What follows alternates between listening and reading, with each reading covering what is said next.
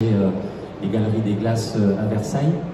8 centres de R&D au niveau mondial, 76 pays sont couverts par l'entreprise, plus de 900 sites de production, 2700 points de vente. En France, on nommera Point P pour avoir une référence. Et donc, en termes de décarbonation, des objectifs ambitieux et des engagements qui sont donc de réduction de moins de 33% sur le scope 1 et 2 à horizon de 2030, moins 16 sur le scope 3, ce qui va nous intéresser et qu'on va développer un petit peu après. Et une atteinte donc de zéro carbone à l'horizon de 2050. On a voulu vous illustrer sur la partie innovation les types de produits qu'on pouvait fabriquer qui correspondent en fait à notre stratégie de réduire de moins 33% le scope 1 et 2 à horizon 2030. Donc on a fait beaucoup d'innovations sur la partie verre. On a également fait des innovations sur la partie plaque de plâtre. Donc on vous parlera plus précisément de ce périmètre-là parce que nous on est chez Gypse Isolation. C'est la partie plâtre et c'est la partie également laine de verre.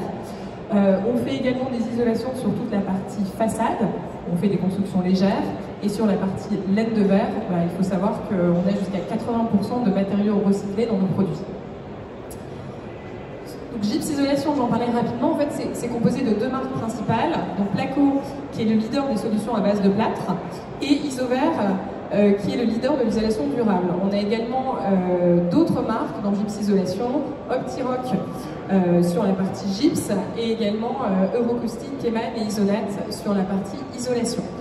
Chez Placo, les types de produits qu'on fabrique, ce sont des plaques de plâtre, des cloisons, des plâtres, enduits mortiers. Là, vous avez quelques exemples de plaques de plâtre et de mortier. Sur la partie Isover, on a de la laine de verre, donc ça c'est la marque Isover. Donc vous avez également les illustrations sur la partie rouleau. On a de la laine de roche, donc là on va pas mettre du verre mais on va partir de la roche, donc c'est la marque Eurocaustic. Et on a également des produits biosourcés, donc Isonat, où là c'est de la fibre de bois, et Isocoton, on parle de textile. On a un engagement fort pour atteindre nos objectifs de réduction à 2030.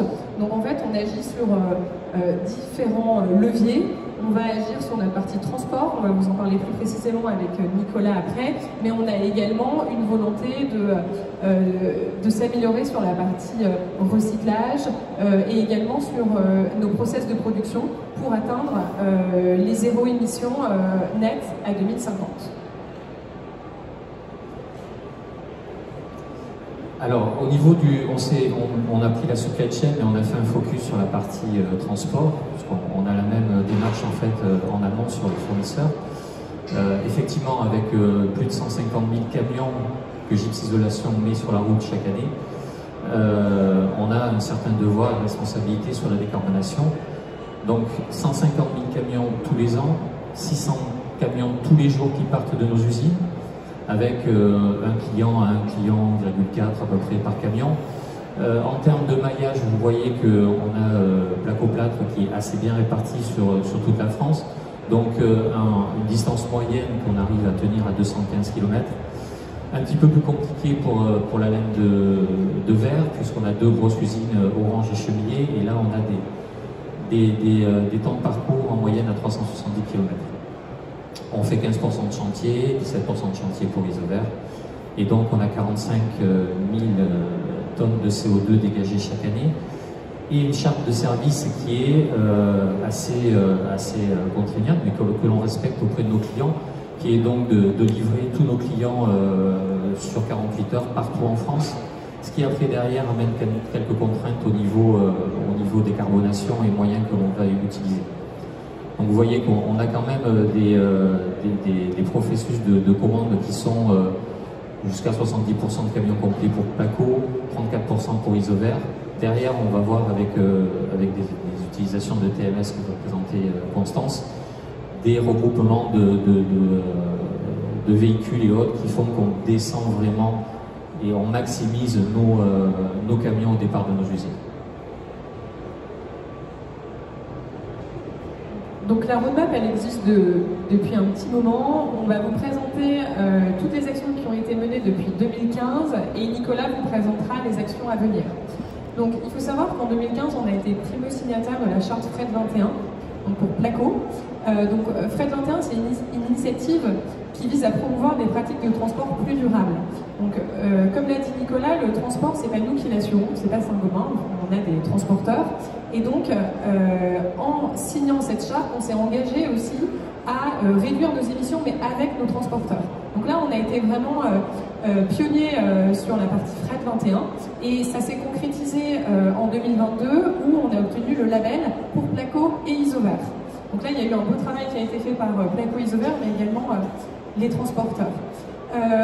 En 2016, on a mis en place un outil d'optimisation de remplissage de nos camions, parce qu'en fait, on a chez Placo donc, principalement des plaques de plâtre, mais on peut également avoir d'autres produits. J'en ai parlé avec des palettes de, par exemple, enduit, plâtre, mortier, et également des accessoires, plus des profilés, donc qui sont des rails métalliques qu'il faut venir positionner dans le camion.